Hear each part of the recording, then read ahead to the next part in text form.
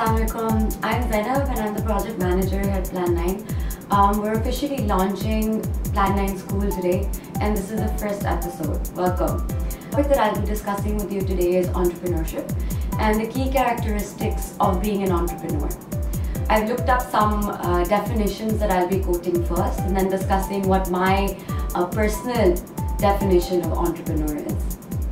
Technically, an entrepreneur is someone who organizes and manages an enterprise or a business with most of the equity share and the highest risk involved. But practically, I think that an entrepreneur is someone who works like a team member and a team lead together. He learns and he trains together. He or she assumes the highest risk and shares the rewards. He envisions growth and designs plans. He's passionate and follows through with or without the popular vote. So, in summary, an entrepreneur is a business leader, an innovator, a teacher, and a change maker. So, if I were to list down a few things that an entrepreneur must have as features of his personality, his or her personality or characteristics of his or her, drive, I've listed down 9. Also because, I manage Plan9. So I've summarized them in 9 solid points. Starting with idea. What an entrepreneur has to sell essentially is his idea. What he will be working on for the next however many years is his idea. What he'll be making people believe while he pitches is his idea. Is his idea solid? How passionate is he about his idea?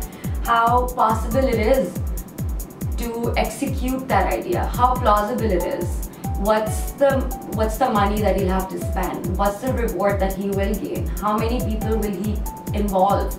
And will he reward in the process of executing his idea? So really defining what the initiative behind the business is going to be and understanding who all will be impacted by that idea is very, very important for the entrepreneur to understand, because then it helps in point number 2, which is setting the vision. If you don't have a solid enough an idea, then you won't have the vision that trickles down into your team, into your processes, into the people that you're going to be impacting. So what's your vision? How many people are you impacting? How much are they going to be spending to be impacted by your product or your idea? Is it a social enterprise? How many partners will you need for that? How will partners be impacted? How will the government be impacted? How will the society be impacted? Is there a clear vision around your idea?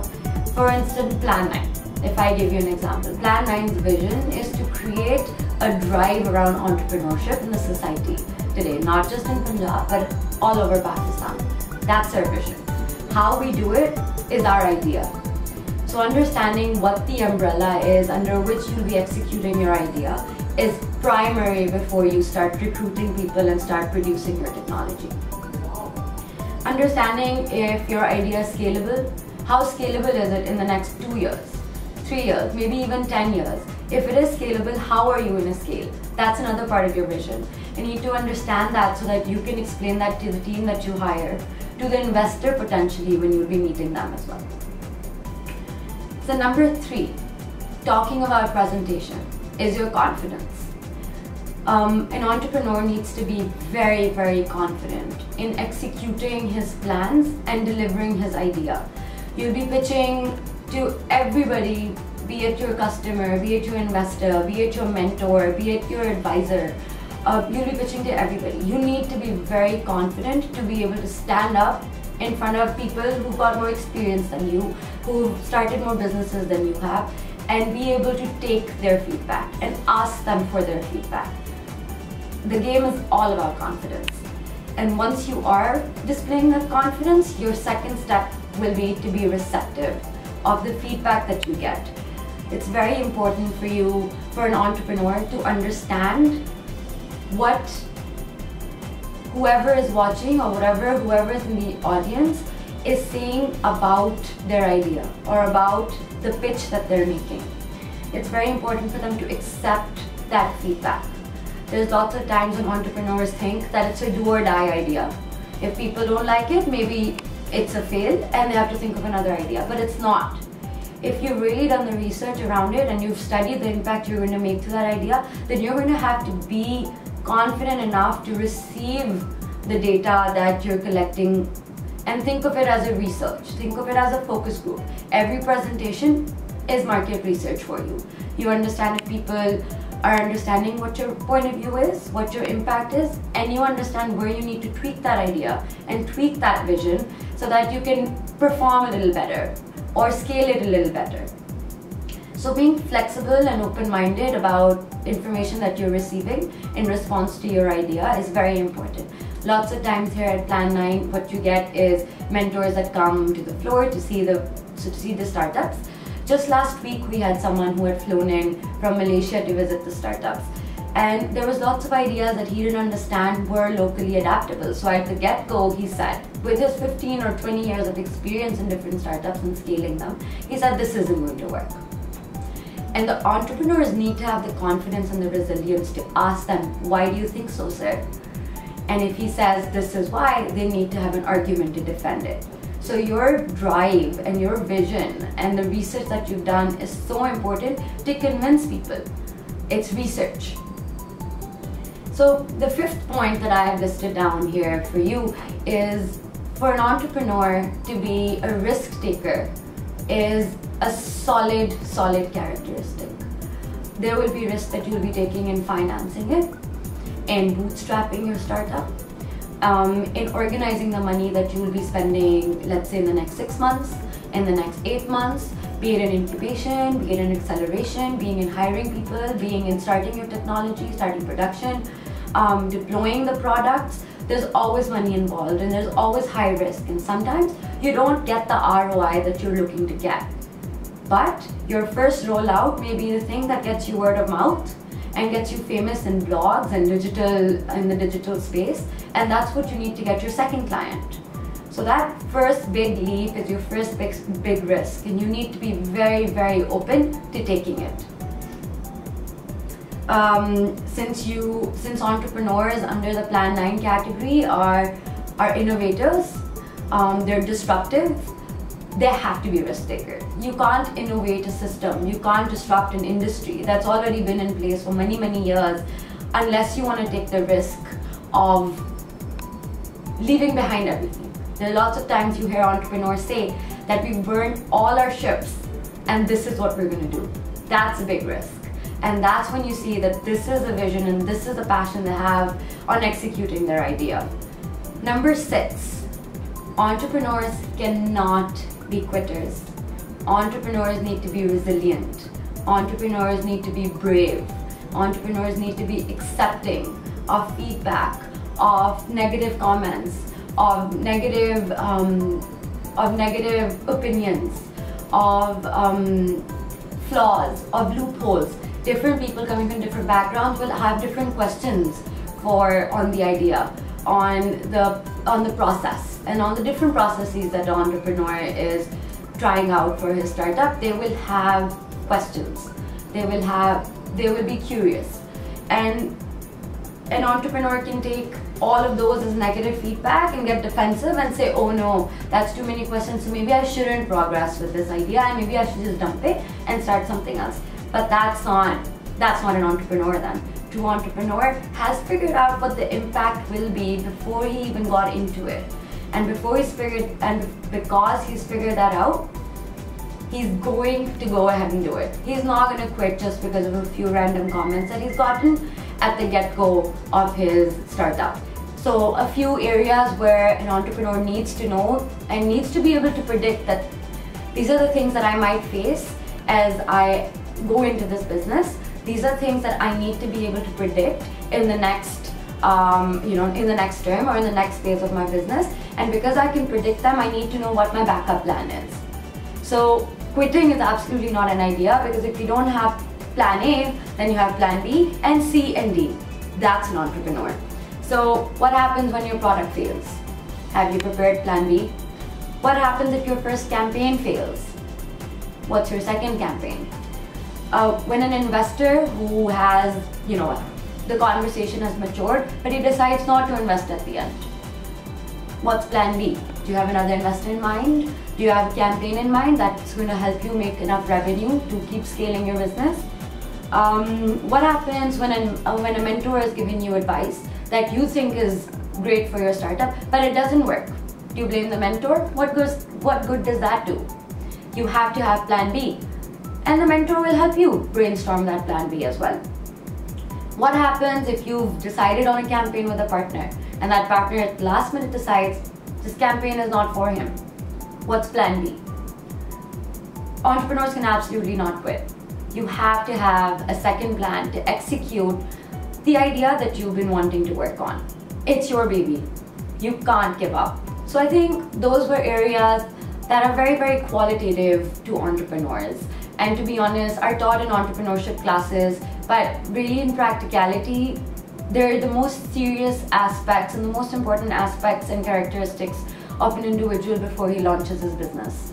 There's absolutely no way that an entrepreneur can drive a team, can lead a business without being passionate about it, without having a vision about on how he's going to impact society through how he's going to create the numbers around it, how he's going to hire the right people for it, raise the right investment for it. There's absolutely no way unless he's figured out all domains of his business, of his society, of the market, of the team he has. He's figured out how he's going to empower them, how he's going to empower himself. And right after, you've got more technical skills. And I think the first of those is to have salesman skills. Every entrepreneur needs to know how to sell his idea, his product, his technology. Entrepreneurs can't expect for people to understand what they're doing, especially if they're innovators. You either create demand or you're trying to disrupt demand. In both ways, if you're not convincing the people who are going to invest in it or who are going to buy it, you're at a loss. So being very, very creative when you're presenting, being very creative in addressing problems that people are facing, and in being creative in telling them what solution you're providing them through your technology is so important. Being able to persuade advisors, being able to persuade investors, being able to persuade your mentors and your customers is so important. So having experience as a salesman in your past is very, very good. Back in business school, we learned that the best CEOs had either finance backgrounds, engineering backgrounds, or sales backgrounds. Why? Because they can pitch their product best. They can figure out ways to go around obstacles and still present their product or technology as the best option in the market. So really, to promote your business, to promote your team, to promote your product, technology, your services, whatever you're offering, to promote any of that, you need to be a great salesman. So before you launch your startup, my tip would be work somewhere, intern somewhere as a sales guy. Really go out and hustle to see what people have to say about different types of products and different types of sales strategies before you execute it on your own. Number 8, your operational skills. How aware are you of setting up processes? How aware are you of setting up systems? Or even if it's a small team, eventually it will be a team of 10, it'll be a team of 20, and maybe in 2 years it's a team of 30 or 40 people. You need to have some processes. If you're a sales-driven startup, you need to have some processes where you report the sales, report the revenues, and you understand the profits you're making on every sale or every product. If you're a service-based startup, then even more important for you to understand what service and have qualitative metrics to understand what services are doing better for you, who maybe in your team is providing that service better than the other team members, and maybe have some process where the team members interact and then share knowledge and learnings from their sales. To evaluate, reward, and continue working with your team and fellow members of society that are your startup is working with or partnering with, you really need to understand processes. If you're going to automate processes, you need to know which ones need to be automated. And at the end of the day, an entrepreneur needs to know that in the first few years of his business or of his startup, he will be leading all processes completely. As a founder, you can't give away this domain to another team member. At the end, you need to sign off and say, yes, we did this right, this is what we're replicating in the next quarter, and this is what we can ignore. As a founder, you know what the best strategy for your startup is, so be completely involved in those operations. The most important thing in this is to get rid of dead weight. This is also the hardest thing that entrepreneurs have to do when they're starting off a business. Dead weight could be products that aren't working. It could be campaigns that aren't working. It could be technologies that aren't working, or team members that aren't working. Get rid of them. How you get rid of them is really just your creative salesman ability. So really get practice on that, because there's a rule that we try to teach our startups here at Plan 9. Fail fast, but make sure you know what your new idea is going to be. If you're going to get rid of a product, you need to know what product's going to replace it. And don't keep hanging on a product that you know has completely failed in the market. You've tested 2-3 audiences and you're still not getting the ROI on it that you envision that you will get, then just drop it. Figure out a new product under the same technology that you're working on, and you can make it happen. Because hanging on to dead weight is a complete loss to your business and your startup. And number 9, be a finance expert. You want to know what your prices are. You want to know where your revenues are coming from. What is your revenue? What's your cash cow? There are metrics that you can find online, all over in blogs. You can find them. See which metrics is most useful for your company, for your industry, and see how you're going to calculate what area of your business is bringing in most and what area of your business is making you spend the most. You know which ones are best for your company then and what isn't. Understanding your numbers, have a basic balance sheet, have a basic P&L, get involved in that from the get-go. So once your business has scaled, and let's say you have 15 people and 2 people are only focused on finance, and they bring it to you, you absolutely completely understand what they're talking about and what they're presenting to you. Because not being aware means, to be very harsh, that anyone can fool you at any time. You really need to understand what your numbers are, where you're spending and where you're earning the right numbers. Forecast. At any given time and day, if there's an investor who's come in to meet you at a networking event, at a random meetup, you meet someone who's interested in understanding your numbers, you need to have your forecasting on your tips. What will you make in 3 years? What will you give him in 3 years in case he invests? What will you make in 10 years? What will you give him in 10 years if he does invest? What would you give a partner in 10 years if they partner with you and they give you operational capacity? There's lots of arrangements you could have with different partners and different organizations and investors. You need to figure out where your numbers will be in 10 years and how you can gain from those numbers and what you can give back to people from those numbers. And valuations. Again, once you forecasted, obviously you've created a valuation around your company. Every revenue or every product that you launch, reassess the valuation that you've gotten. So you really understand where your startup will stand according to your market size, different products that you've done. So research and numbers are then key for your startup to continue to scale. And if you're going to be an entrepreneur who's going to be taking different risks, who's maybe going to be launching sub-products and sub-product categories, then definitely understanding your market and understanding your numbers is very important for your valuations. And to propose those valuations to an investor, again, you need to have the defense for it. So make sure that you've worked on all 9 of these points. Make sure that you're a charismatic person who can make his pitch really, really well.